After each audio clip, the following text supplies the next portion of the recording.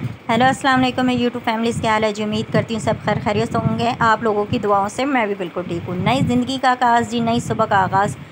तो चलो जी करते हैं। सुबह का टाइम है और सुबह सुबह पहले पहले होता है जी नाश्ता मैं काफ़ी दफ़ा आप लोगों को दिखा चुकी हूँ, लेकिन क्या करें जी, आगाज़ ही सुबह नाश्ते से ही होता है। नाश्ता बनाते हुए मैंने नहीं दिखाया, हाँ जो बन गया वो मैं आप लोगों को दिखा रही हूँ।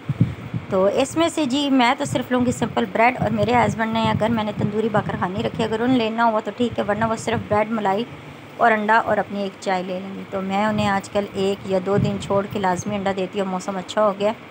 उसके बाद जी घर के सारे काम वगैरह करने के बाद, क्योंकि आज थी हमारे घर जी दावत कुछ मेहमानों की, जो हमारे मेहमान पिंडी से आ रहे थे, तो स्पेशली उनके लिए जी रात का हम डिनर तैयार कर रहे थे।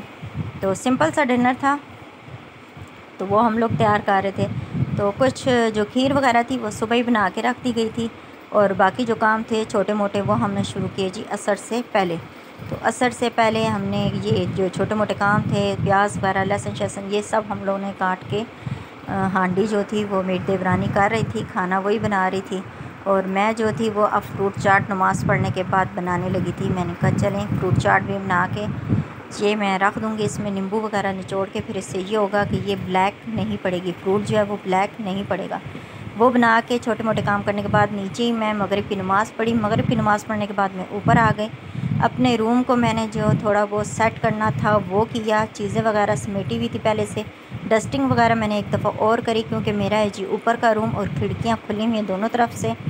तो बाहर एक मेरी जो है वो रोड वाली साइड पे खुलती है, और एक अंदर घर में सैन वाली साइड पे। तो जो बाहर रोड वाली है उससे जी इस वाली साइड से आती है डस्ट बहुत ज़्यादा। तो उसके बाद मैंने डस्टिंग वगैरह करने के बाद मैंने अपने लिए ऊपर ही बनाई थी रोटी, क्योंकि रोटियां आ रही थी तंदूर से और मैं खाती हूँ बग़ैर नमक के रोटी। तो वो रोटी मैं अपनी बना के नीचे आई। नीचे आने के बाद ये बर्तन वगैरह सब कुछ जो था वो सेटिंग हो गई थी, टेबल लग गए थे। ये सैलेड का सामान था, हम साथ साथ फ्रेश सैलेड, साथ ही ताज़ी सैलेड बना रहे थे। प्याज हमने पहले ही काट के ठंडे पानी में डाल दिए थे, उससे वो काफ़ी अच्छे क्रंची क्रंची हो जाते हैं प्याज।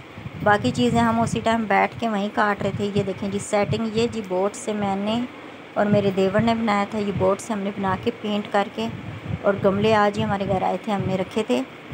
चीज़ें वगैरह जी हमारी तैयार हो गई थी खाने की, हमने आहिस्ता आहिस्ता लगानी शुरू कर दी थी। खाने में थी जी सैलड और चिकन आलू कबाब थे, बड़े के पाए थे, बीफ पाए थे, और बीफ ही बिरयानी थी।